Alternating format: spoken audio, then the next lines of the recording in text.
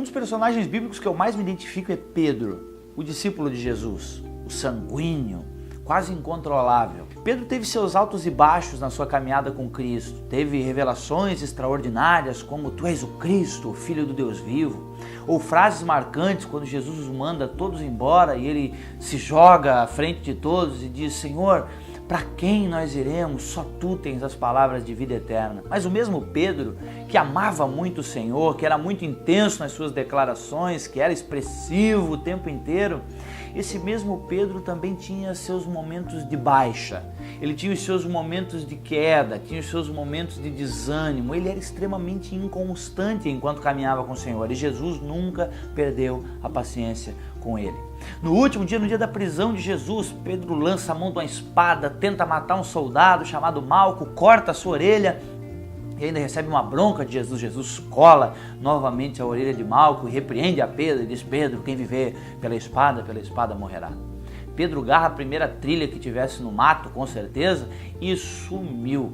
Algum tempo depois, algumas horas depois, Jesus estava sendo já preparado para um julgamento e tal, e as pessoas começam a reconhecer a Pedro e dizer: "Ei, você é um daqueles, um dos discípulos de Jesus, você é um deles." E ele começa a negar, e nega uma vez, nega duas, nega 3 vezes, e quando nega 3 vezes o galo canta e ele lembra-se de uma palavra de Jesus que dizia que mesmo naquela máscara de tanto amor, dentro de alguns poucos dias ele o negaria 3 vezes antes que o galo cantasse. E se cumpre a palavra e Pedro chora, a Bíblia diz, amargamente.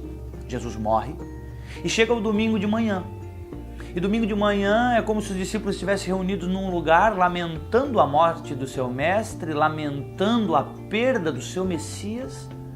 E as mulheres vão ao túmulo e encontram lá um anjo, e o anjo manda um recado e diz: "Mulheres, ide, avisem aos discípulos e a Pedro que ele está indo adiante de vocês, a Galileia, no lugar de sempre." Irmão e irmã, Pedro, eu imagino e gosto da narrativa do pastor Ed Renekiewicz quando ele diz que é como se todos estivessem numa mesma sala e de repente as mulheres trouxessem a nossa notícia: "Olha, Jesus mandou dizer que está indo adiante de vocês para a Galileia." E todos começam a ficar eufóricos, animados, e arrumam e vestem as suas capas, amarram suas faixas, calçam as suas sandálias, mas tinha alguém na sala, certamente que não se mexia. Esse alguém era Pedro.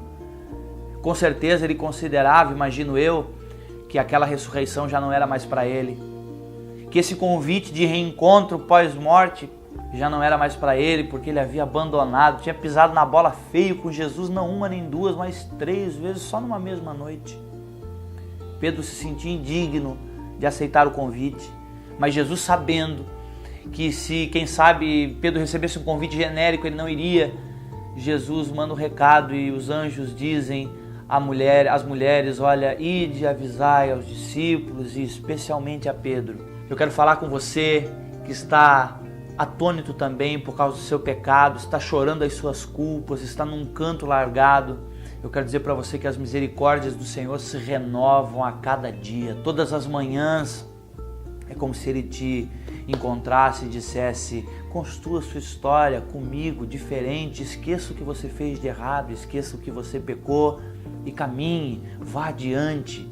Eu tenho certeza que o convite para a mesa, o convite para a ressurreição, o convite para celebrar a vida do Filho de Deus é principalmente para aqueles que o negaram, para aqueles que com as suas atitudes frustraram, quem sabe, os seus próprios projetos em Deus e frustraram alguém, ou pensando que frustraram até o próprio Senhor. Eu quero que você, que se sente um pouco Pedro hoje, seja estimulado por essa mensagem a levantar-se e ir ao encontro dele, porque ele ressuscitou principalmente por você.